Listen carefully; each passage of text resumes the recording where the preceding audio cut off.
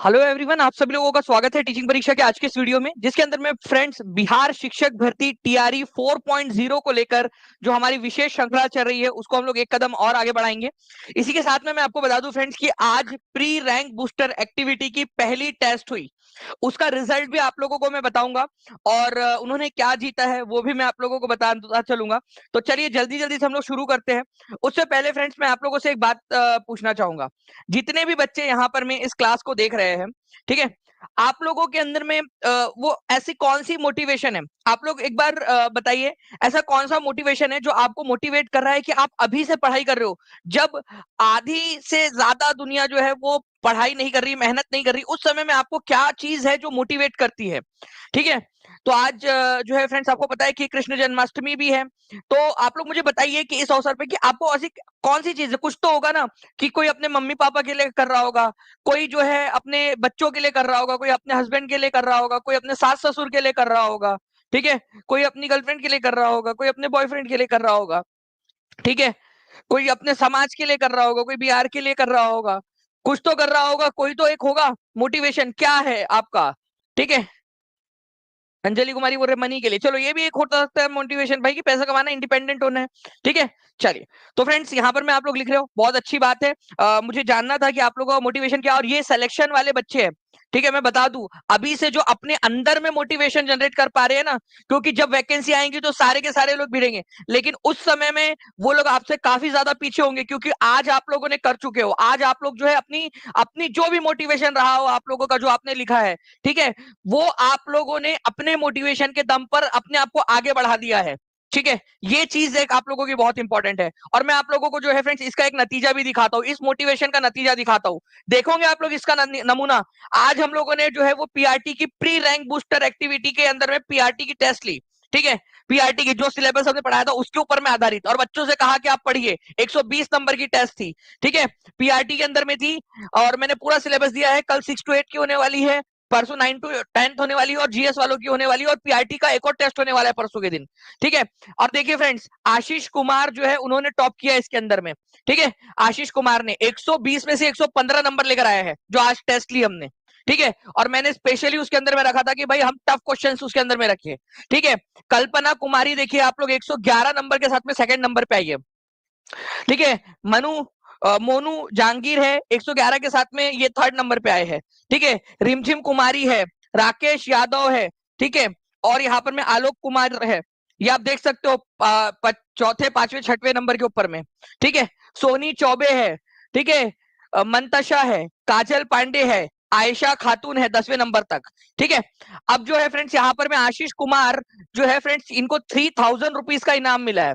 ठीक है, 3000 रुपीज का फर्स्ट आए है ये। ठीक है। कल्पना कुमारी जो है इनको 2000 रुपीज का इनाम मिला है। ठीक है, कॉन्ग्रेचुलेशन करते रहेंगे आप सभी लोग इन लोगों को भी, क्योंकि इन्होंने बहुत मेहनत की होंगी, क्योंकि पूरा पूरा पढ़ना एक बार के अंदर में ये बहुत बड़ी बात है। ठीक है, यहां से लेकर सभी को जो है 500 रुपीज इन बच्चों को। ठीक है, मैंने आप लोगों से घोषणा की थी कि पहले 10 बच्चों को मिलेंगे 500 चौथे से लेकर 10वें तक। बट आप लोगों के लिए एक जो है फ्रेंड्स, मैं बता रहा हूं ना, टीचिंग परीक्षा आप लोगों की मेहनत के लिए, आप लोगों के लिए जो है फ्रेंड्स पूरे खजाने खोल देगा। मैं बता रहा हूं आपको कि 11वें 12वें नंबर के, ठीक है, 13वें 14वें और 15वें नंबर तक के जो बच्चे हैं, ठीक है, उनको भी 500 रुपीज मिल रहे हैं। मतलब 4th से लेकर 15वें तक के बच्चों तक को हम अब 500 रुपीज दे रहे हैं। ठीक है, इनकी मेहनत के बल पर, क्योंकि देखिए फ्रेंड्स 120 में से 101 नंबर अभी भी लेकर आ रहे हैं। तो ये एक जो है ना मेहनत है। कॉन्ग्रेचुलेशन आप सभी लोगों को। ये एक्टिविटी करनी है आप लोगों के लिए, अपने लिए, अपने परिवार के लिए, या जिसके लिए भी, जिसके आराध्य के लिए आप कर रहे हो उसके लिए मेहनत करनी है। और ये देखिए सिलेक्शन वाले बच्चे, रैंक वाले लाने वाले बच्चे आप लोगों के टीचिंग परीक्षा के। और मैं अभी भी बता दूं आपको फ्रेंड, जितने भी बच्चे जो टीचिंग परीक्षा के जो है साथ में जुड़ना चाहते हैं, जो सबसे बेस्ट रिजल्ट देने के लिए मशहूर है, आप जुड़ना चाहते हैं तो कृष्ण जन्माष्टमी के अवसर के ऊपर में आपका 51% ऑफ चल रहा है। आपका जितने भी कोर्सेस है टीचिंग परीक्षा के, चाहे वो बीपीएससी टीआरई 4 का कोई भी आपका कोर्स हो, पीआरटी हो, 6 to 8 हो, 9 10th हो, ठीक है, आपका 11 12th का जीएस, कोई भी कोर्स हो आपका, आप या सीटेट हो, केवीएस हो, यूपी टेट, सुपर टेट, जो भी कोर्स हो आप उसके अंदर में ज्वाइन हो सकते हैं। ठीक है, नीचे में नंबर चल रहा है फ्रेंड्स आप लोगों का, ठीक है, 7611101101, 9697884444। ठीक है, उसके ऊपर में आप लोग जो है फ्रेंड्स कॉल या फिर व्हाट्सएप कर सकते हो। ठीक है, ये आप देख सकते हो, यहाँ पर मैं आप लोगों को नंबर दिखाई दे रहा होगा। ठीक है, उस नंबर पे कॉल कर लीजिए या व्हाट्सएप कर लीजिए या फिर टीचिंग परीक्षा के ऐप पर चले जाइए आप लोग। ओके, चलिए अब आते हैं फ्रेंड्स हमारे मुद्दे के ऊपर में। भारत का प्रथम गवर्नर जनरल कौन था? ये 66वीं नंबर की बीपीएससी का क्वेश्चन है, जल्दी से बताइए आप लोग। ठीक है, वो टीआरई 4 के अंदर में जो बच्चे थे उन लोगों के लिए था प्री रैंक बूस्टर एक्टिविटी। मैंने बताया भी था और मैंने आप सभी लोगों से कहा था कि भाई जो भी बच्चे हैं, ठीक है, जो भी बच्चे हैं वो एनरोल करिए। ठीक है, आप लोग जो है टेस्ट दीजिए, आपके लिए मेहनत कर रहे हैं, आप लोगों के लिए। आपको मेरी आवाज से भी लग रहा होगा कि मैं जब तक आपकी टेस्ट लाइव हो नहीं गई, जब तक चली नहीं गई, तब तक सोया भी नहीं था मैं। ठीक है, जब तक सारी चीजें नहीं हो गई। आप लोगों में से जितने बच्चे पेट में, उनको मेरा मैसेज भी गया होगा, मेरी आवाज, मैंने एक रिकॉर्ड करके वीडियो डाला कि टेस्ट कैसे देनी है, आपके पर्सनल मैसेज में डाला है आप लोगों को। ठीक है, हर एक संभव प्रयास कर रहे हैं। भारत का प्रथम गवर्नर जनरल कौन था? तो गवर्नर जनरल की बात कर रहे हैं, भारत का वो भी। ठीक है, तो वो थे फ्रेंड्स 1833 में तुम्हारे अंकल, ठीक है, लॉर्ड विलियम बेंटिक। ठीक है, लॉर्ड विलियम विलियम बेंटिक। ठीक है, ये थे। तो लॉर्ड विलियम बेंटिक कहां पर में दिया है? लॉर्ड विलियम बेंटिक कहीं पे भी नहीं दिया है, तो आंसर हो जाएगा नन ऑफ दी अबव। ठीक है, E is the correct answer. ठीक है, कितने लोगों ने आंसर सही दिए थे? ई आंसर हाथ ऊपर करके बता देंगे। मैं आप लोगों को जो है एक यहाँ पर मैं एक एक्टिविटी आप लोगों को दे रहा हूँ, आपको ये फिल करना है, फिल इन द ब्लैंक करना है आप लोगों ने। ठीक है, फर्स्ट गवर्नर ऑफ बंगाल, पूरा गवर्नर जनरल वाली क्लास आप लोगों को करवाया था मैंने। ठीक है, फर्स्ट गवर्नर ऑफ बंगाल कौन थे? ठीक है, first governor general general of Bengal, ये पोस्ट किसके पास में थी? ये भी आप लोग मुझे बताओगे कमेंट करके। और जो क्वेश्चन पूछा था आप लोगों से अभी, फर्स्ट गवर्नर जनरल, ठीक है, ऑफ इंडिया, ये बताओगे आप लोग। ठीक है, और उसके बाद में बताओगे फर्स्ट वायसराय कौन था? First viceroy, first viceroy, viceroy of India. ठीक है, इंडिया। चलो जल्दी जल्दी से आप लोग कमेंट में आंसर करते रहेंगे, मैं आप लोगों को ये सारे क्वेश्चंस के आंसर भी दे दूंगा, बट अभी फिलहाल के अंदर में आप लोग आंसर करोगे इस क्वेश्चन का। ठीक है, फर्स्ट वायसराय कौन थे ये भी बताना है आप सभी लोगों ने। ओके, चलिए आगे बढ़ते हैं हम लोग फ्रेंड्स। लॉर्ड विलियम बेंटिक जो है, जो चार्टर एक्ट आया था 1833 के अंदर में, ठीक है, भारत परिषद अधिनियम 1833, उसके जरिए उनका नाम, गवर्नर जनरल ऑफ बंगाल से इनका नाम बदल के गवर्नर जनरल ऑफ इंडिया कर दिया गया था। तो इस प्रकार से लॉर्ड विलियम बेंटिक भारत के पहले गवर्नर जनरल बन गए थे। चलिए, ओके, चलिए ना फ्रेंड्स, जल्दी जल्दी से सेशन को लाइक एंड शेयर भी करते रहेंगे ताकि और भी बहुत सारे क्वेश्चंस हैं जो हम लोग कर सके। देखिए, पृथक निर्वाचक प्रणाली किस अधिनियम से शुरू हुई? Separate electorate. इसमें धर्म, जाति और पंथ के आधार पर जो है रिजर्वेशन देने की योजना बनाई गई। और सबसे पहला जो रिजर्वेशन दिया गया था वो मुस्लिम्स को दिया गया था, मुस्लिम लीग की डिमांड पर। ये अंग्रेजों की चाल थी, फूट डालो और राज करो। ठीक है, दो भाइयों को लड़ा दो, एक को, दो बहुएं भी होती है, उनको भी, उनमें से भी एक बहू को ज्यादा प्यार करो, दूसरी बहू को कम करो, तो दोनों में थोड़े से खटपट आ जाती है। तो वैसे ही यहाँ पर में इन्होंने भी किया। ठीक है, सेपरेट इलेक्टोरेट सिस्टम एक प्रकार का रिजर्वेशन ही है, लेकिन रिजर्वेशन से थोड़ा सा एक और कदम आगे बढ़ जाता है। ये उस टेरिटरी में जो भी सेपरेट इलेक्टोरेट घोषित किया गया है, वहां पर में उसी पर्टिकुलर जो है कम्युनिटी के लोग खड़े हो सकते हैं और उसी कम्युनिटी के लोग वोट भी डाल सकते हैं। ये थोड़ा सा फर्क है सेपरेट इलेक्टोरेट और रिजर्वेशन के अंदर में। तो ये हुआ था इंडियन काउंसिल एक्ट 1909 के अंदर में। ठीक है, यहां पर में जो है फ्रेंड्स, तुम्हारे एक चाचा का लड़का था जिसका नाम था, ठीक है, लॉर्ड मॉर्ले। ठीक है, ये था उस समय में भारत का secretary of state for India, Bharat के मामलों का सचिव। और ये था तुम्हारे मामा का लड़का लॉर्ड मिंटो। ठीक है, ये भारत का था वायसराय उस समय में, वायसराय, जब ये काउंसिल ऑफ एक्ट आया। ठीक है, काउंसिल ऑफ इंडिया एक्ट आया था। ठीक है, इंडियन काउंसिल एक्ट 1909। तो इसको मॉर्ले मिंटो रिफॉर्म्स के नाम से भी जाना जाता है। ठीक है, इंडियन काउंसिल एक्ट को मॉर्ले मिंटो रिफॉर्म्स भी कहते हैं। क्यों? क्योंकि उस समय में लॉर्ड मॉर्ले भारत के secretary of state for India थे, भारत के मामलों के सचिव, और लॉर्ड मिंटो जो है वो भारत के वायसराय थे। ठीक है, भारत के वायसराय। तो इसी के अंदर में सेपरेट इलेक्टोरेट किया गया था मुस्लिम्स के लिए, और फिर बाद में जो है फ्रेंड सिखों को, ईसाइयों को, अलग अलग लोगों को इसको और इसमें आगे बढ़ाया गया। ये तुम्हारे जो मामा का लड़का है ना, लॉर्ड मिंटो, ठीक है, लॉर्ड मिंटो कहा गया, लॉर्ड मिंटो इधर में। ठीक है, लॉर्ड मिंटो द सेकंड भी बोला जा सकता है, क्योंकि एक और मिंटो हुए थे इनसे पहले, तो कंफ्यूज नहीं होना। मिंटो द सेकंड भी बोलते हैं इसको। इसको बोला जाता है सांप्रदायिक निर्वाचन मंडल का जनक। ठीक है, तो अलग निर्वाचक मंडल या सांप्रदायिक निर्वाचक मंडल का जनक, ठीक है, फादर ऑफ सेपरेट इलेक्टोरेट या communal electorate, father of communal. Communal का मतलब क्या होता है? सामुदायिक आधार पर, कम्युनल। कम्युनल, ठीक है, इलेक्टोरेट, इलेक्टोरेट, ओके, सांप्रदायिक आधार पर निर्वाचन, उसका जनक इसको माना जाता है। इसने बीज बोया था हमारे भारत के अंदर में अलग अलग ता का, ठीक है। चलिए, नाउ फ्रेंड्स, ये आप लोगों ने आंसर कर दिया है। चलिए जल्दी जल्दी से आगे बढ़ते हैं, ठीक है।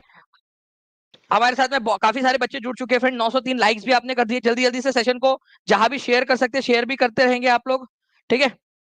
जी हाँ, बिल्कुल कांडी लगाया था इसने, आग लगाया था। किरण पांडे जी बिल्कुल सही कह रहे हो। टेस्ट नहीं मिला, बिल्कुल टेस्ट के बारे में मैंने बता दिया था आपको, ठीक है। पूरा लाइव आके की पूरा आपको वो भी दिया था वीडियो आपको, ये भी बताया था उसका टाइम टेबल क्या रहेगा, 10 बजे टेस्ट होंगी, ठीक है। कोई बात नहीं, जो बच्चा अगर नहीं भी दे पाया तो पीआरटी की टेस्ट है आप लोगों की, एक और पीआरटी टेस्ट 2 28 तारीख को है, उसके लिए अच्छे से प्रिपेयर कीजिए, ठीक है। तो आकार और माप में समानता के कारण किस ग्रह को पृथ्वी का जुड़वा ग्रह माना जाता है?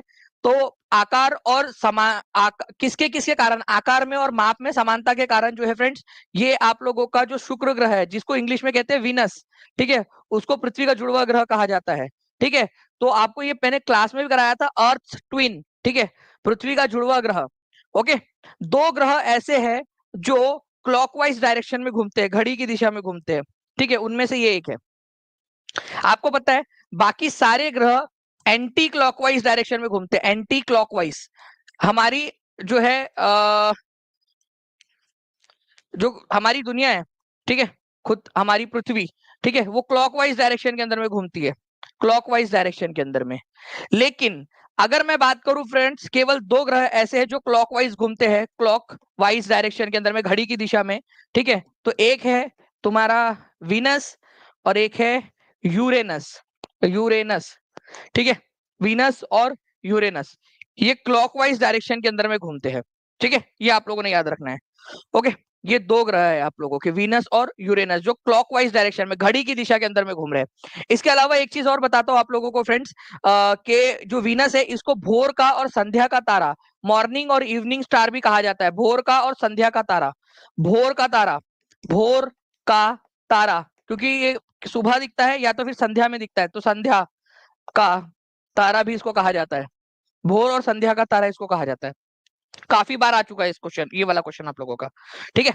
चलिए, इसके अलावा फ्रेंड्स देखिए, यहां पर में एक साल जो है पृथ्वी के मुकाबले में, ठीक है, 243 दिन का होता है, लेकिन एक दिन इसका 225 दिन का ही होता है। मतलब एक दिन छोटा है, एक दिन जो है एक दिन जो है आपका इसका मतलब एक, सॉरी, यहाँ पर मैं आपका रोटेशन जो दिया है ना, वो दिन है आपका, डे है, ठीक है। तो ये एक दिन हो गया, एक दिन जो है उसका होता है 243 डेज का, पृथ्वी के 243 डेज। जब 243 दिन होंगे, आप 243 दिन का व्रत रखो। चलो आपको मापना है ना, मैं एक तरीका बताता हूँ, ठीक है। जब 225 दिन हो जाएंगे आपके व्रत रखे हुए, ठीक है, निर्जला उपवास रखोगे आप 225 दिन का, 243 दिन का, उसमें से जब 225 दिन होंगे तो जो है उस ग्रह का एक एक साल पूरा हो चुका होगा। मतलब आपने एक साल का व्रत रख लिया, ठीक है। अब और थोड़े दिन और बढ़ाओ अपना व्रत, ठीक है, निर्जला उपवास आप लोगों का, ठीक है। जब 243 दिन हो जाएंगे तो आपका एक दिन का व्रत होगा। मतलब पहले एक साल का व्रत हो गया और फिर बाद में एक दिन का व्रत होगा। तो आप एक साल का रखना चाहोगे कि एक दिन का व्रत रखना चाहोगे वीनस पर? बताओ जल्दी से, जल्दी बताओ। आप एक दिन का रखना चाहते हो, ठीक है, या एक साल का व्रत रखना चाहोगे? अगर अगर आपको ऑप्शन दिया जाए तो, अगर ऑप्शन हो दोनों में से एक चुनना हो तो आप कौन सा वाला व्रत रखोगे, ये बताओ, मैं मुझे समझ जाएगा यहाँ पर में, ठीक है। जल्दी बताइए। वन डे का रखोगे ना? अगर ऑप्शन हो कंपलसरी, इनमें से एक रखना ही रखना है, ठीक है। क्योंकि यहाँ पर मैं जो है फ्रेंड, एक दिन का रखोगे एक साल का रखोगे? एक साल का रखोगे, क्यों? क्योंकि एक साल पहले खत्म हो जाएगा, एक दिन बाद में खत्म होगा उनका। अरे एक दिन का कैसे रखोगे? एक दिन का रखोगे तो ज्यादा 243 डेज रखना पड़ेगा, ठीक है। एक साल का रख लो, 225 दिन में खत्म हो जाएगा पृथ्वी के 225 दिन के मुकाबले में, ठीक है। चलिए, नाउ फ्रेंड्स यहाँ पर मैं आगे बढ़ते हैं हम लोग। काकोरी ट्रेन डकैती कांड में किन क्रांतिकारियों को फांसी की सजा दी गई थी?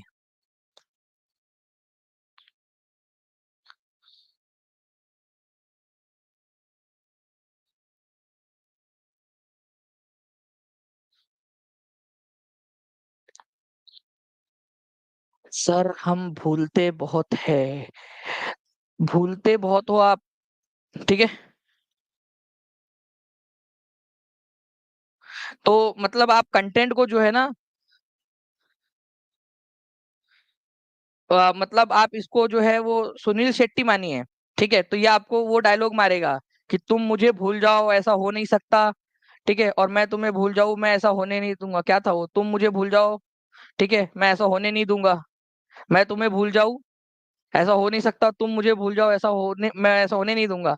तो कंटेंट को इतना रिवाइज करो, इतना रिवाइज करो कि कंटेंट आपको भूलने ना दे। ठीक है, काकोरी ट्रेन डकैती कांड के अंदर में क्रांतिकारियों को फांसी की सजा दी गई थी फ्रेंड्स। ठीक है, तो वीर सावरकर को फांसी की सजा कभी नहीं दी गई। ठीक है, प्रफुल्ल चाकी और खुदीराम बोस जो है फ्रेंड्स, ये आपका मुजफ्फरपुर बॉम्ब कॉन्स्पिरेसी केस से रिलेटेड है। ठीक है, सूर्या सेन अलग है आप लोगों का। सूर्या सेन जो चटगांव आर्मरी रेड हुई थी उससे रिलेटेड है। और सरदार उधम सिंह जो है उन्होंने जो है 1940 के अंदर में, ठीक है, आपको पता है कि जो जनरल माइकल ओ डुवेर थे उनकी हत्या की थी उधम सिंह ने, सरदार उधम सिंह ने माइकल ओ डुवेर की। तो ये भी आंसर नहीं है। तो राम प्रसाद बिस्मिल, अशफाकुल्ला खान। ठीक है, ये आंसर हो जाएगा आप लोगों का। ठीक है, तो फ्रेंड्स इस प्रकार से आप लोग देखिए कि ऑप्शन एलिमिनेट करके भी आप लोग आंसर्स आंसर्स तक पहुंच सकते थे। ठीक है, आसानी से। ओके, तो राजेंद्र लाहिड़ी, चंद्रशेखर आजाद, सचिंद्र नाथ बख्शी, ठीक है, केशव चक्रवर्ती, ये सारे के सारे लोग जो है फ्रेंड्स इस घटना के अंदर में शामिल थे। ठीक है, लेकिन राम प्रसाद बिस्मिल, ठीक है, रोशन सिंह, अशफाकुल्ला खान, ठीक है, और आपके राजेंद्र नाथ राहिली लाहिरी और रोशन सिंह और अशफाकुल्ला खान, इनको जो है फ्रेंड्स राम प्रसाद बिस्मिल, चार लोग जो थे इनको क्या किया था, फांसी की सजा दी गई थी। राम प्रसाद बिस्मिल, अशफाकुल्ला खान, ठीक है, रोशन सिंह, ठीक है, रोशन रोशन सिंह, ठीक है, रोशन सिंह और राजेंद्र लाहिरी, राजेंद्र लाहिरी, ठीक है, इन लोगों को जो है फ्रेंड्स फांसी की सजा दी गई थी, इन चार लोगों को। ओके, चारों के नाम लिख दीजिए आप सभी लोग अगर आप लोगों को जाना है तो। ठीक है, ओके, लिखना है अगर आप लोगों ने किनको दिया गया था। काकोरी कांड, काकोरी कांड ट्रेन कांड जो है फ्रेंड्स वो कौन से साल में हुआ था, ईयर और डेट लिख दीजिए, ईयर और डेट। ठीक है, ईयर और डेट लिख दीजिए सभी लोग। निम्नलिखित में से कौन सा कथन सही है।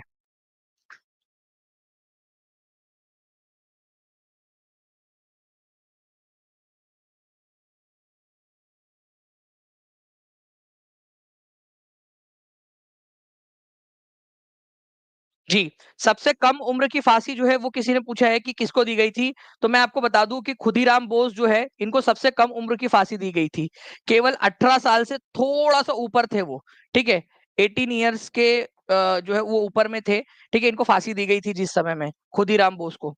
ठीक है, 18 साल 8 महीने और 8 दिन की उनकी उम्र थी। ठीक है, तो 11 अगस्त 1908 को मुजफ्फरपुर जेल के अंदर में उनको फांसी दे दी गई थी। तो सबसे कम उम्र के क्रांतिकारी खुदीराम बोस। अगर कभी आ जाए क्वेश्चन तो याद रख लेना आप लोग। चलिए, सेशन को लाइक एंड शेयर भी करते रहेंगे फ्रेंड्स। 1800 बच्चे जुड़ चुके हैं यहाँ पर में 18 मिनट के अंदर में, और जल्दी से सभी ने जल्दी जल्दी से शेयर कर देना है और लाइक कर देंगे। ठीक है, भारत का भूमि का क्षेत्रफल 3.28 मिलियन वर्ग किलोमीटर है। एनसीईआरटी से कॉपी किया गया क्वेश्चन है ये, एनसीईआरटी से। ठीक है, the land area of India is 3.28 million square kilometre. ठीक है, 3.28 मिलियन स्क्वायर किलोमीटर मतलब 32 लाख स्क्वायर किलोमीटर के बराबर का है। तो ये स्टेटमेंट आपका सही है। India has a land boundary of, ठीक है, 15,200 किलोमीटर की बॉर्डर है, और ये मैंने पढ़ाया है। ठीक है, इंडिया एंड इस लोकेशन लेक्चर के अंदर में क्लास में पढ़ाया है। जो बच्चों ने देखा है हाथ ऊपर कर देंगे। ठीक है, ये है भारत का स्टैंडर्ड मेरिडियन जो है फ्रेंड्स आपका वो 82 डिग्री एंड 45 मिनट ईस्ट है। गलत। ठीक है, ये कितना है, 82 82 डिग्री 30 मिनट ईस्ट है, वो 30 मिनट है ना कि 45 मिनट ईस्ट इंडिया का स्टैंडर्ड टाइम। ठीक है, तो ये गलत है। तो आपसे करेक्ट वाला पूछा है ना, तो पहला दूसरा सही है तो answer more than one of the हो जाएगा। तीसरा गलत भी है तो क्या फर्क पड़ रहा है। तीसरे में यहाँ पर मैं आना चाहिए था 82 डिग्री, ठीक है, 30 मिनट ईस्ट आना चाहिए था, जो भारत का मानक समय होता है। ठीक है, ना कि 45। ओके, बाकी दो जो है वो पहले सही है। ओके, तो हमारा भारत जो है यहाँ पर में, ये जो भारत है हमारा, ठीक है, आगे भाई भारत थोड़ा सा रुक जा। ठीक है,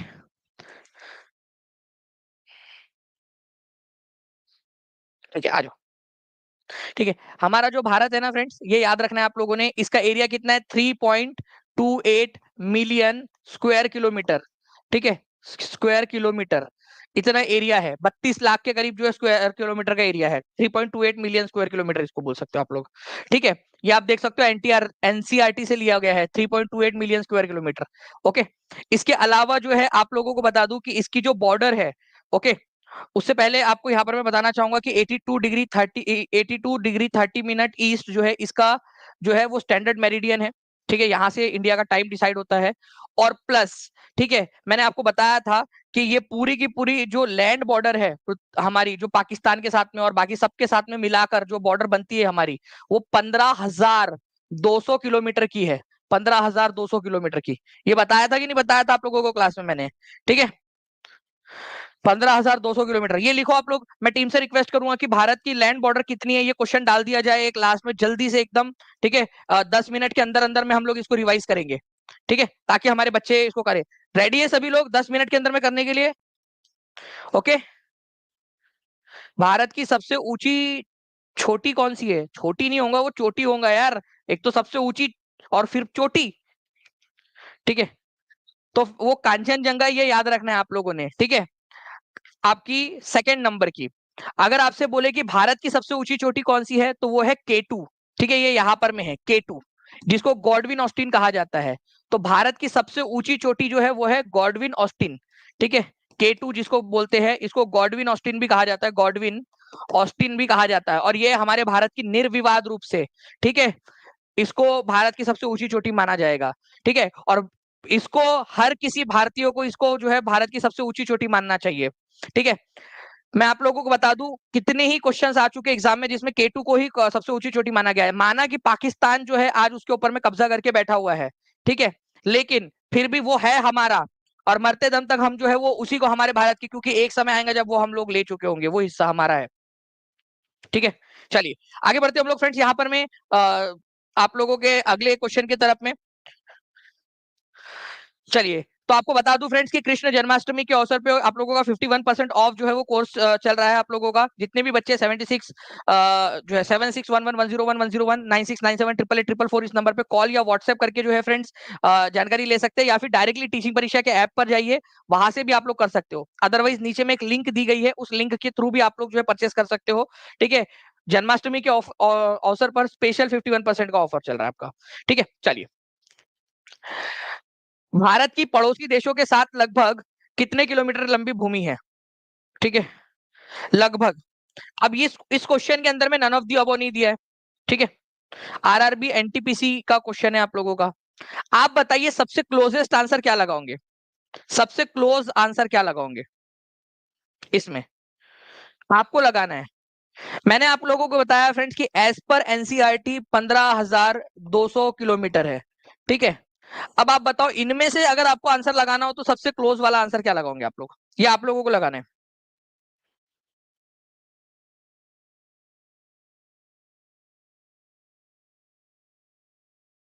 ठीक है, तो सबसे क्लोज वाला जो आंसर है फ्रेंड्स ये हो जाएगा आप लोगों का। एनटीपीसी में पूछा था, ठीक है, और इसको उन्होंने सही माना था क्योंकि सबसे क्लोज वाला आंसर चाहिए था उनको, नन ऑफ दी अबव दिया नहीं था ना उन्होंने, इसीलिए। ठीक है, तो आंसर हो जाएगा 15,106 किलोमीटर। ठीक है, 15,200 के सबसे क्लोजेस्ट है ये आप लोगों का। ओके, लेकिन आप लोगों को बता दूं कि 15,200 किलोमीटर जो है ये माना जाता है आपका एनसीईआरटी वगैरह के अंदर में और स्टैंडर्ड बुक्स के अंदर में 15,200 किलोमीटर दिया हुआ है आप लोगों का, इसीलिए बीपीएससी ने भी यही माना था। ओके, चलिए। नाउ फ्रेंड्स आप लोगों को आगे बढ़ाते हैं क्वेश्चन को। खुफिया रेडियो भारत छोड़ो आंदोलन के समय में खुफिया रेडियो किसने प्रारंभ किया था? ठीक है, आंसर कीजिए। खुफिया रेडियो बहुत ही इंपॉर्टेंट है ये क्वेश्चन। इसको इसको बहुत इंपॉर्टेंट मार्क करो, ये क्वेश्चन आएगा एग्जाम के अंदर में आपके। ऑप्शन ई होगा तो फिर आपको ऑब्वियस सी बात है कि नन ऑफ दी अबव लगाना पड़ेगा, क्योंकि एनसीईआरटी के अंदर में 15,200 दिया हुआ है। देखिए, कल ना एक कमेंट आया था, ठीक है, कि सर आप ना ये जो कोड होता है ना वो मत बताया कीजिए। कहा गया ये कोड जो था हमारा ये मत बताया कीजिए। उसमें ना एक उसमें 10-12 बच्चों ने रिप्लाई किया, उसको उसकी धुलाई कर दी अच्छे से। पता है, लोगों ने बोला कि जिस चैनल के ऊपर में ऐड नहीं आ रहा है, ऐड नहीं आते, मोनेटाइजेशन ऑफ है, लाखों रुपए जो है वो अपने बर्न कर देते हैं, तुम्हें वहां पर में ये सुनने में तुमको तकलीफ हो रही है, और जहां पर में ऐड आते हैं, ठीक है, बार बार डिस्टरबेंस होता है, वहां पर में कुछ नहीं बोलोगे तुम। तो ये उन लोगों का दोगलापन समझ में आ गया, और बहुत अच्छे से काफी सारे बच्चे थे जिन्होंने जो है उसका जवाब दिया। ठीक है, तो मुझे अच्छा लगा कि यार एक्चुअली काफी सारे बच्चे जो एटलीस्ट ये चीज को समझ रहे हैं कि लाखों रुपए का हर महीने नुकसान होता है हम लोगों को, जो हम लोगों ने मोनेटाइजेशन एड्स बंद करके रखा हुआ है। ठीक है, लाखों रुपए का नुकसान होता है। ठीक है, अगर मैं आप लोगों को सोशल प्लेट के ऊपर मैं रेवेन्यू दिखा दूं कि कितना लॉस होता है, तो आप लोग सोचोगे कि सर क्या कर रहे हो आप। ठीक है, चालू कर दीजिए। भारत छोड़ो आंदोलन के दौरान खुफिया रेडियो किसने प्रारंभ किया था? तो श्रीमती उषा मेहता। ठीक है, सुचिता कृपलानी, एनी बेजेंट किसने चालू किया था? तो उषा मेहता जो थे उन्होंने स्टार्ट किया था, ये याद रखना है फ्रेंड्स आप लोगों ने। ठीक है, श्रीमती उषा मेहता। तो 14 अगस्त 1942 को श्रीमती उषा मेहता जो थी उन्होंने एक सीक्रेट कांग्रेस रेडियो स्टार्ट किया था। ये जो ये खुफिया रेडियो है ना, खुफिया रेडियो, इसको क्या नाम था इसका? इसका नाम था सीक्रेट कांग्रेस रेडियो, गुप्त कांग्रेस रेडियो इसका नाम था। ओके, तो समाजवादी नेता थे राम मनोहर लोहिया, उन्होंने भी इनकी मदद की थी। राम मनोहर लोहिया जो है आप लोगों को पता ही है फ्रेंड्स। ठीक है, इन्होंने जो है इनकी मदद की। ये क्या करते थे, अपना रेडियो स्टेशन आज इस गुफा में रखा। ठीक है, फटाफट फटाफट उठाओ और दूसरी जगह पे चलो। ठीक है, पुलिस पकड़ पाए उससे पहले दूसरी जगह पे चले जाते थे। ठीक है, इस प्रकार से एक जगह से दूसरी जगह, दूसरी जगह से तीसरी जगह जो है फ्रेंड्स ये लोग जो है वो चले जाते थे। नाउ एक क्वेश्चन और है आप लोगों का, आलमगीर नामा। आप लोगों को बताना है कि ये आलमगीर नामा जो है फ्रेंड्स ये किसने लिखी थी?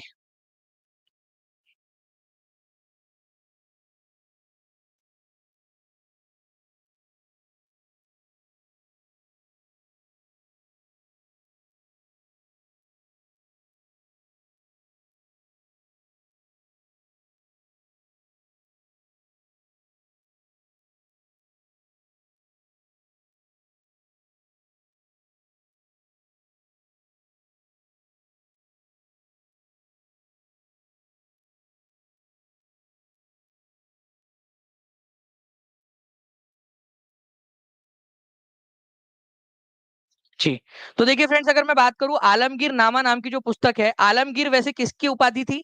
आलमगीर जो है ये औरंगजेब की उपाधि थी, ये याद रखना है आप लोगों ने, औरंगजेब की। ठीक है, औरंगजेब के जीवन के पहले जो 10 साल है, ठीक है, उसके ऊपर में लिखी गई ये पुस्तक है आप लोगों की। और इसको लिखा था मिर्जा मोहम्मद काजिम ने। ये बहुत ही फेमस और इंपॉर्टेंट क्वेश्चन है, बहुत फेमस क्वेश्चन है ये, कि आलमगीर नामा नामक पुस्तक किसने लिखी।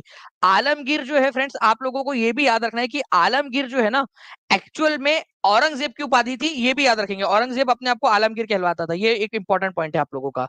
नाउ फ्रेंड्स, नेक्स्ट एक क्वेश्चन आप लोगों का ये भी देखिए आप लोग, Karnataka is the largest producer of coffee in India. Bharat के अंदर में कॉफी का सबसे बड़ा उत्पादन करता है, ये बता दीजिए आप लोग, क्या ये बात सही है? ठीक है, उसके बाद में आप लोग मुझे बता दोगे फ्रेंड्स कि arabica is a variety of coffee. ठीक है, अरेबिका एक प्रकार की वेराइटी है। The arabica variety initially brought from Mexico. अरे अरेबिका जो है वो यमन से लाई गई थी भाई, मैक्सिको कहाँ चले गए? कितने बार आ चुका एग्जाम के अंदर में, यमन से लाई गई थी, वो बाबा बुदान लेकर आए थे अपने दाढ़ी में छुपा कर। पढ़ाया है ना मैंने इसको आपको। ठीक है, तो तीसरा वाला गलत है। काटो काटो काटो, answer is option number D. ठीक है, कर्नाटक भारत में सबसे बड़ा कॉफी का उत्पादन करता है। अरेबिका और रोबस्टा ये दो प्रकार की कॉफियां है। ठीक है, आपकी अरेबिका नाम की किस्म सबसे फेमस है, वो मैक्सिको से नहीं लाई गई थी, यमन से लाई गई थी, बाबा बुदान लाए थे उसको। ठीक है, अपनी दाढ़ी में छुपा कर यमन से। ठीक है, तो ये इंपॉर्टेंट पॉइंट है आप लोगों का। ओके, तो भारत में दो प्रकार की, मुख्य प्रकार की वो है, अरेबिका और रोबस्टा। अरेबिका जो है इसके बारे में जो है फ्रेंड्स बहुत ही फेमस है, कि बाबा बुदान, ठीक है, इसको लेकर आए थे यमन से। बहुत ही वो फेमस क्वेश्चन बन जाता है वो। नाउ फ्रेंड्स, एक क्वेश्चन आप लोगों का, 65वीं बीबीसी का, डच ईस्ट इंडिया कंपनी ने किस वर्ष पटना में अपना कारखाना खोला था? ठीक है, पटना में, आज वहां पर में कलेक्ट्रेट ऑफिस है वहां पर में। ठीक है, बताइए।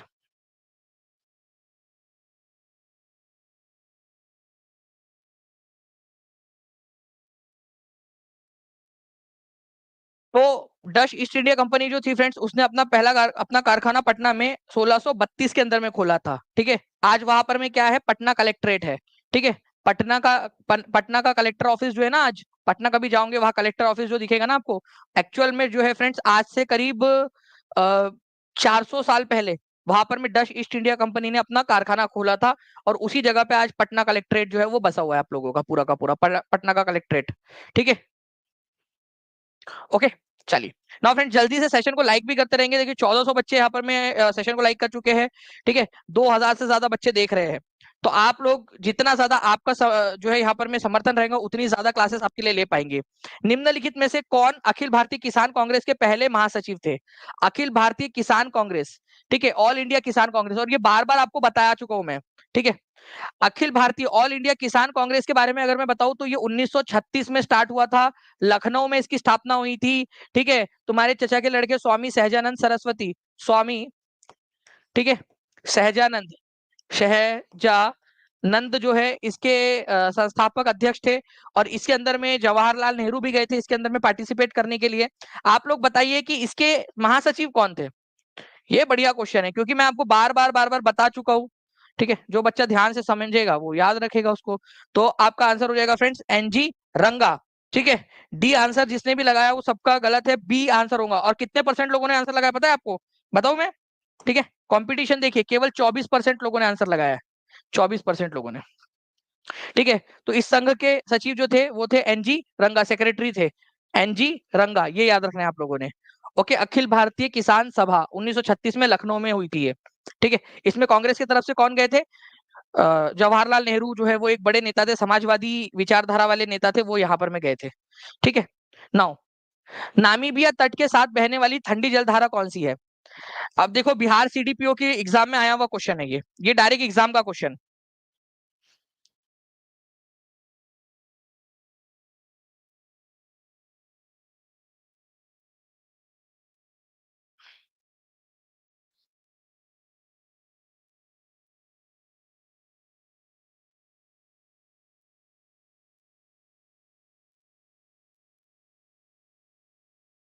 देखिए, तो अगर हम लोग बात करेंगे फ्रेंड्स नामीबिया कहाँ है, तो मैं अगर देखूं ये अफ्रीका है मान लीजिए, ठीक है। तो अफ्रीका के इस तट के ऊपर में यहाँ पर में है नामीबिया, ठीक है। और यहाँ से बहती है वो धारा, तो इस धारा का मुझे डायरेक्टली नाम याद आ गया भाई, वो धारा का नाम है बेंगुएला करंट, ठंडी धारा है वो बेंगुएला करंट, ठीक है। अगर आप लोगों ने थोड़ा सा भी इसके बारे में पढ़ा है, ठीक है, मैंने ओशियन करंट पूरा आपको करवाया हुआ है, ठीक है। तो ओशियन करंट के अंदर में ये क्वेश्चन मैंने खुद करवाया था आप लोगों को वहां पर में क्लास के अंदर में, मुझे अभी भी याद है, ठीक है, क्योंकि वो एग्जाम में आया हुआ क्वेश्चन है ना आपका।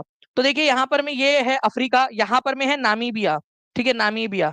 तो नामीबिया के तट से जो बह रही है ठंडी धारा, ऊपर की तरफ में इक्वेटर की तरफ में जा रही है, ठंडी जल धारा है, उसको बेंगुएला करंट बोलते हैं, ठीक है। बाकी के ऑप्शन जो थे फ्रेंड्स, अगुलहास करंट आप लोगों की ये हिंद महासागर के अंदर में, इंडियन ओशियन के अंदर में बहती है, ठीक है, और वार्म है, गर्म जल धारा है। हम्बोल्ट करंट जो है आप लोगों की फ्रेंड्स, ये कोल्ड करंट है आप लोगों की पैसिफिक ओशियन के अंदर में, प्रशांत महासागर में। इसको पेरुवियन करंट या चिली करंट भी इसको बोलते हो आप लोग, ठीक है। कुरे क्यूरोशियो जो है ये भी प्रशांत महासागर में जापान के पास में बहने वाली धारा है, ठीक है, जापान के पास में। और ये गर्म धारा है आप लोगों की, वार्म है, ठीक है, वार्म है। तो जो भी आप पूछो, अगर क्वेश्चन आपने लेक्चर देखा है तो आप कुछ भी कर सकते हो। ये देख सकते हो कुरोशियो धारा जापान के पास में प्रशांत महासागर के अंदर में। ये आप देख सकते हो हम्बोल्ट करंट, जिसको पेरुवियन करंट भी बोला जाता है, पेरू करंट, ठीक है। ये ठंडी जल धारा है आप लोगों की। और कौन सा पूछा था आप लोगों से? एक और था ना इसके अंदर में, और, ठीक है, अगुलहास था, ठीक है। ये अगुलहास है आप लोगों का, हिंद महासागर में गर्म है, खत्म।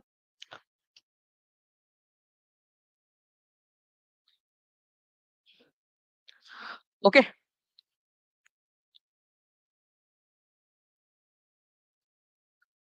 तो ये इस तरीके से जो है फ्रेंड्स आप लोगों को सारी करंट जो है वो याद करनी है, सारी की सारी जितनी भी करंट्स है वो आप लोगों ने याद, आप लोगों को होनी चाहिए। नाउ फ्रेंड्स, अब एक क्वेश्चन और है आप लोगों का, इस क्वेश्चन को देखिए आप लोग।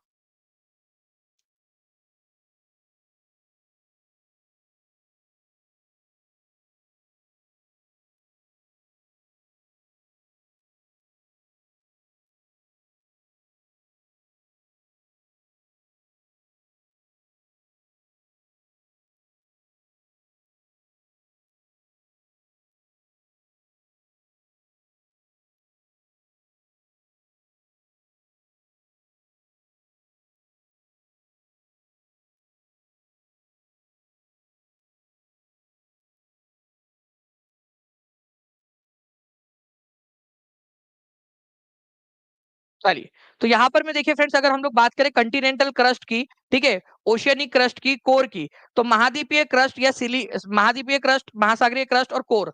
अगर मैं आपको बताऊं फ्रेंड्स, तो हमारी पृथ्वी जो है क्रस्ट, मेंटल, आउटर, इनर और इनर मोस्ट कोर, इस तरीके से बनी हुई है। जो ये क्रस्ट है जिस पर हम लोग खड़े हैं, उसको भी दो भाग में बांटा जा सकता है।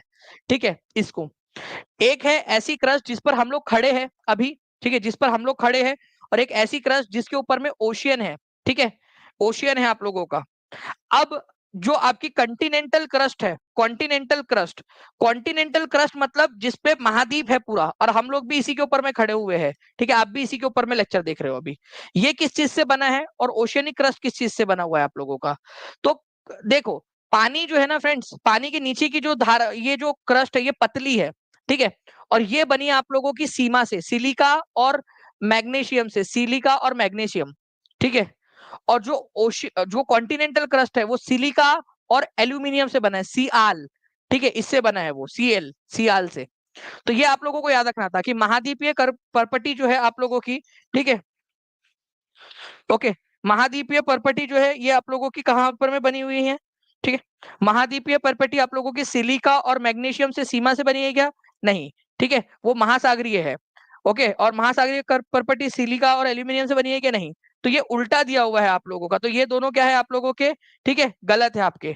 बाकी जो अंदर का कोर है हमारा, चाहे इनर कोर हो चाहे आउटर कोर हो, ठीक है, इसको अगर हम लोग इसको इस तरीके से पूरा का पूरा देखेंगे, ठीक है, एक तरीके से, तो ये जो अंदर का कोर आप लोगों का बनता है ना, ये कोर है आप लोगों का, ठीक है, निकेल और फेरस से बना हुआ, नीफे। इसी वजह से इसको निफे बोला जाता है। फेरस का मतलब आयरन होता है। ठीक है, तो ये सही है आपका, निकेल और फेरस। तो एक क्वेश्चन तो डायरेक्टली आप लोगों का ये भी बन गया। ठीक है, एक क्वेश्चन आप लोगों का ये भी बन गया कि भाई आप लोगों का जो है कोर किस चीज से बना हुआ है। ठीक है, कोर किस चीज से बना हुआ है, तो आप लोग इसको थोड़ा सा याद रख लीजिएगा, आप लोगों को काफी ज्यादा काम आएगा आप लोगों के एग्जाम के अंदर में। ठीक है, चलिए मैं आप लोगों को एक और क्वेश्चन दिखाता हूँ, बीपीएससी एओ का क्वेश्चन है आप लोगों का ये। इस क्वेश्चन को देखिए आप लोग, 73वें संविधान संशोधन अधिनियम 1992 में, ठीक है, 11वीं अनुसूची द्वारा कितने विषयों को पंचायतों के प्रशासनिक नियंत्रण में रखा गया था?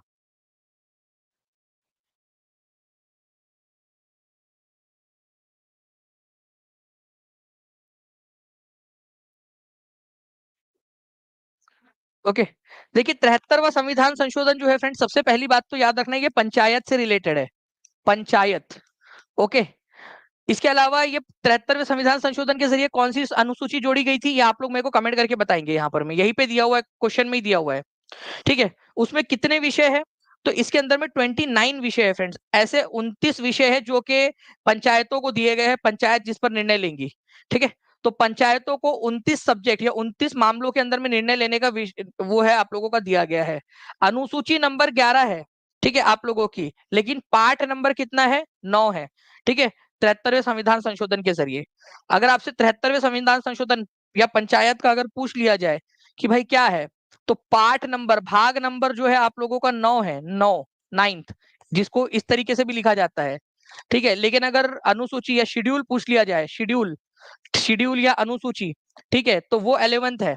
ठीक है, जिसको आप इस तरीके से लिखते हो, तो इसमें कंफ्यूज नहीं होना है आपने, शेड्यूल कौन सा है और ये। तो 11वें नंबर के शेड्यूल के अंदर में वो लिस्ट दी गई है 29 कामों की कि कौन कौन से काम पंचायत करेंगी। जब 73वां संविधान संशोधन लागू हुआ उस समय भारत के राष्ट्रपति और प्रधानमंत्री कौन थे, ये बता दीजिए आप लोग। भारत के राष्ट्रपति और भारत के प्रधानमंत्री कौन थे, ये बता देंगे आप लोग। ठीक है,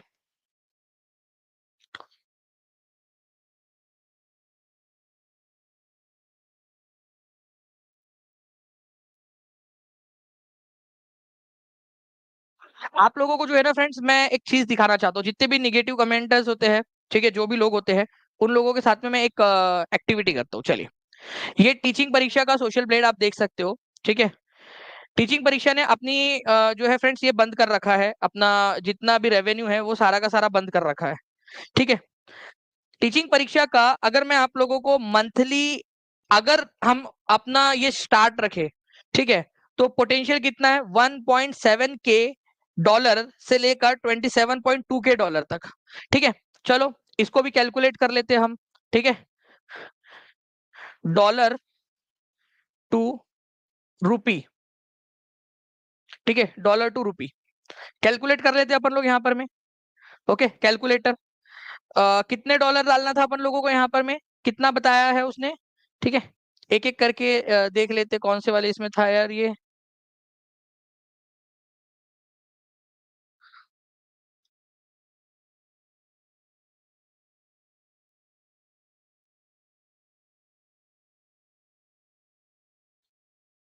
चलिए ये यहाँ पर में है, ठीक है।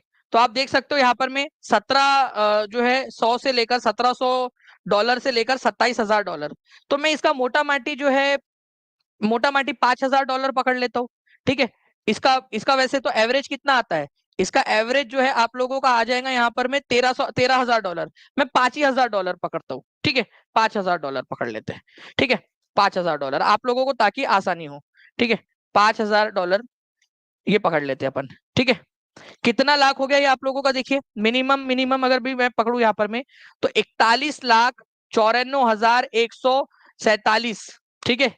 ये हम हर महीने पोटेंशियल अपना जो है फ्रेंड्स आप लोगों को ऐड ना है इसके लिए दिखा दे। और आप लोगों में से कुछ लोग होते हैं जिनको इतने बेशरम लोग हैं कि उनको इतनी सी भी कदर नहीं है, ठीक है।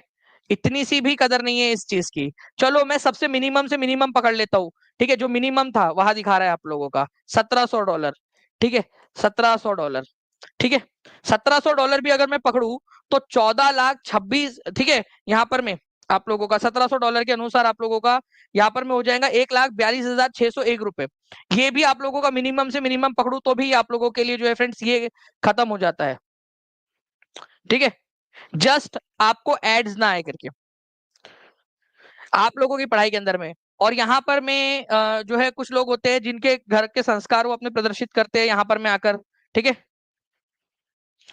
ओके, क्या अगर आपके पास होते तो क्या इतना आप छोड़ते, आपके पास इतना पोटेंशियल होता और इतनी मेहनत आप कर रहे होते तो अगले बार जब ये इस तरीके के बसट करो तो इतनी हैसियत इतनी हिम्मत रखो कि इतना जब छोड़ने की हिम्मत हो तब बात करना, ठीक है।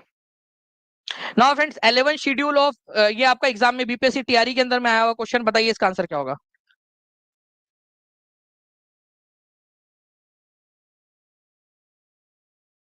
पीवी नरसिम्हा राव उस समय में प्रधानमंत्री थे, शंकर दयाल शर्मा उस समय में राष्ट्रपति थे।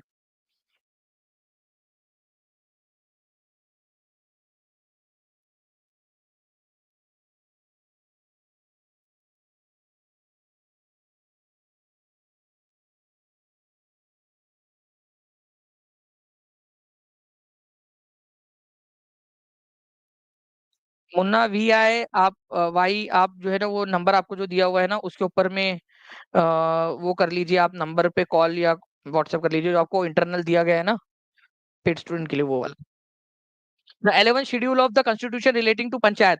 तो 11वीं अनुसूची में कितने विषय है, अभी आप लोगों को बताया कि 29 विषय है। और अगर 12वीं अनुसूची बोला जाए 12th शेड्यूल 12वीं अनुसूची, ठीक है।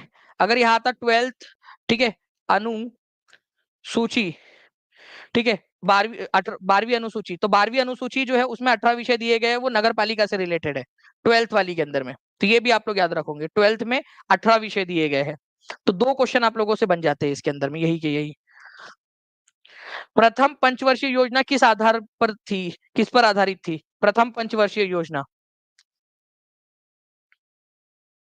बताओ प्रथम पंचवर्षीय योजना किस मॉडल पर आधारित थी।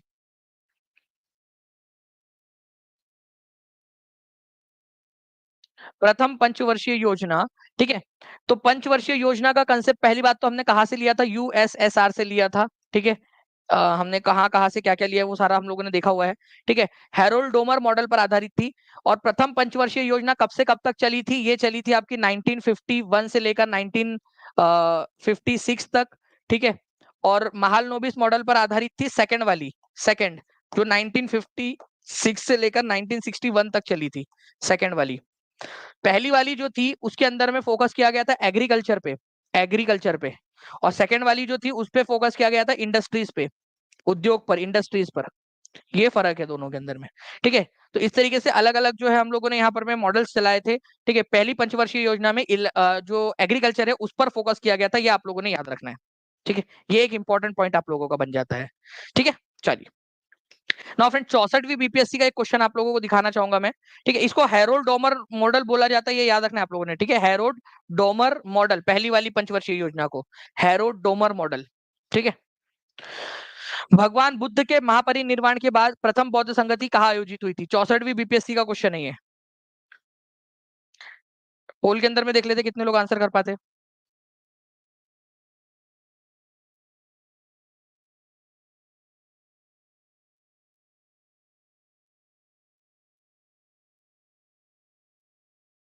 ठीक है, तो हैरोल्ड डोमर मॉडल के अंदर में अगर मैं बात करूं फ्रेंड्स, आप लोगों यहाँ पर मैं सॉरी, प्रथम बुद्ध महापरिनिर्वाण के बाद में प्रथम बौद्ध संगति कहाँ पर में आयोजित हुई थी, इस बारे में हम लोग बात करें यहाँ, तो आप लोगों को हो जाएंगे राजगृह में। किसने आयोजित करवाया था? तो अजात शत्रु ने आयोजित करवाया था, अजात शत्रु ने। ठीक है, अजात शत्रु ने।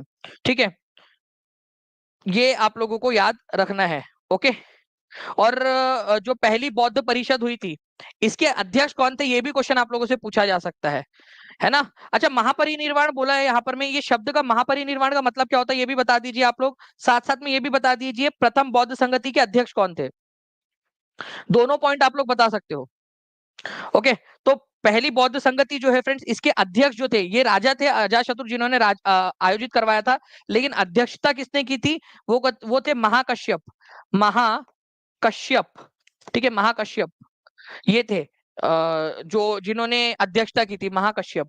ओके, इसके अलावा जो है फ्रेंड्स, आप लोगों को मैंने महापरिनिर्वाण का मतलब पूछा, तो ये होता है आपका मृत्यु। ठीक है, उनकी मृत्यु के बाद में, और मृत्यु को किससे दर्शाया जाता है? स्तूपा से, ये भी याद रखना है। गौतम बुद्ध की मृत्यु को स्तूपा से दर्शाया जाता है। तो जो जो भी क्वेश्चन बन सकते हैं वहां पर मैं वो आप लोगों को बताता जा रहा हूँ। ठीक है, 1793 लाइक्स आपने कर दिए, जल्दी जल्दी से सेशन को लाइक एंड शेयर करते रहेंगे। जहां भी शेयर कर सकते हो, टेलीग्राम, फेसबुक, व्हाट्सएप, इंस्टाग्राम, हर एक जगह पे जल्दी जल्दी से शेयर कर दीजिए, ताकि इसी तरीके से फ्रेंड्स हम लोग, ठीक है, और भी बहुत सारे क्वेश्चन जो है वो कर सके। ठीक है, ओके, चलिए। अब आप लोग जो है फ्रेंड्स यहाँ पर मैं मुझे क्वेश्चंस बना के बताओगे कि क्या क्या क्वेश्चंस आप लोगों के बन सकते हैं। ठीक है, जो जो भी क्वेश्चंस आप लोगों के बन सकते हैं, जो भी आपके पेड क्लास से रिलेटेड कोई भी अगर टेक्निकल इशू हो, कोई चीज हो, वो आप लोगों को एक सेपरेट नंबर दिया गया है, उस नंबर पे आप लोग कॉल या व्हाट्सएप कर सकते हो, वो आप लोगों को दे दिया गया है। ठीक है, ऐप के अंदर में ही आप लोगों को। ठीक है, उसके अलावा जो है फ्रेंड्स, अगर जो बच्चे टीचिंग परीक्षा ज्वाइन करना चाहते हैं, टीचिंग परीक्षा के अंदर में कृष्ण जन्माष्टमी के अवसर पर 51% ऑफ जो है वो आप लोगों के लिए चल रहा है, उसका आप लोग लाभ उठा सकते हो। साथ ही साथ मैं आप लोगों को फिर से बता दूं, यहाँ पर मैं जो रिजल्ट हम लोगों ने किया था, ठीक है, पीआरटी का जो प्री एक्टिविटी की है कल 6 to 8 की होंगी, उसके अंदर में सबसे पहले आए हैं आशीष कुमार। ठीक है, कल्पना कुमारी और मोनू जहांगीर। ठीक है, ये कंप्यूटराइज जनरेटेड रिजल्ट है आपका। ठीक है, 3,000 रुपए जीते हैं आशीष कुमार ने। इनाम पैसे की बात नहीं है, बात यह है कि उन्होंने मेहनत करके 120 में से 115 लेकर आया कल, आज जो टेस्ट हुई थी। पूरा सिलेबस मैंने उनको दिया था कि एक कंफाइंड सिलेबस था कि ये आप लोगों ने जो है पढ़कर रखना है, और पूरा उन्होंने अच्छे से पढ़ लिया है। तो ये जानकर मुझे खुशी हुई कि अब हमारे जो है फ्रेंड, जो मेरा सपना है ना कि टॉप 100 में लेकर आना है, तो मैं लेकर आ सकता हूँ बच्चों को। अभी यहाँ पर मैं, आप देखिए, एक्टिविटी करवा रहे हैं हम लोग। आशीष कुमार 115, ठीक है, कल्पना कुमारी 111, मोनू जहांगीर 111। ठीक है, समय के अनुसार उनका रैंक ऊपर नीचे हुआ। रिमझिम कुमारी 110, राकेश यादव 110, ठीक है, आलोक कुमार 110 120 में से। ठीक है, सोनी चौबे 105, ठीक है, मंतशा परवीन 105, काजल पांडे 105, आयशा खातून 105, संदीप 102। ठीक है, शिक्षा शर्मा, ठीक है, शिक्षा है, शिखा है, शिक्षा शर्मा लिखा है उन्होंने। ठीक है, अमन सिंह, ठीक है, रंजना मंडल और आफरीन वारशी 2323। ठीक है, तो ये लोग हैं। और आप सोचिए कि अभी से इतनी प्रिपरेशन कर चुके हैं, तो आगे जाकर जब जैसे जैसे आगे बढ़ेंगे, वैसे वैसे रैंक बूस्टर की तरफ में कितने आगे बढ़ेंगे, रैंकिंग की तरफ में। जो मुझे चाहिए ना कि टॉप 100 में टीचिंग परीक्षा के ही बच्चे होने चाहिए, उसके लिए जो है वो पूरी की पूरी, ओके, पूरी की पूरी जो है जान लगा दी है हम लोगों ने। ओके, चलिए, तो कॉन्ग्रेचुलेशन सभी लोगों को। और जो बच्चे हैं यहाँ पर में जो भी बच्चे हैं, ठीक है, उनको कॉन्ग्रेचुलेशंस एक बार फिर से। और आप लोगों का जो है फ्रेंड्स 7 वर्किंग डेज के अंदर में आप लोगों का ये भी डिस्बर्स हो जाएगा, क्योंकि 7 दिन जॉब की पूरी सारी एक्टिविटीज जिन लोगों की है, ठीक है, 9th 10th 11th 12th और 6 to 8 वाले सब बच्चों की एक साथ हो जाएंगी, सबका एक साथ प्रोसेस करेंगे। ठीक है, चलो, thank you very much friends. बाकी आप लोग जो है ये जो आपका कूपन कोड है जन्माष्टमी, ठीक है, कृष्णा, इस कोड का इस्तेमाल करके जो है फ्रेंड ज्वाइन कर सकते हैं। नीचे में लिंक भी दी गई है, नंबर आप लोगों को दिख रहा है। और ऐप के ऊपर में, टीचिंग परीक्षा के ऐप के ऊपर में जाकर भी आप लोग देख सकते हो। ओके, चलो thank you very much, take care and bye, God bless you. Thank you friends, bye, thank you.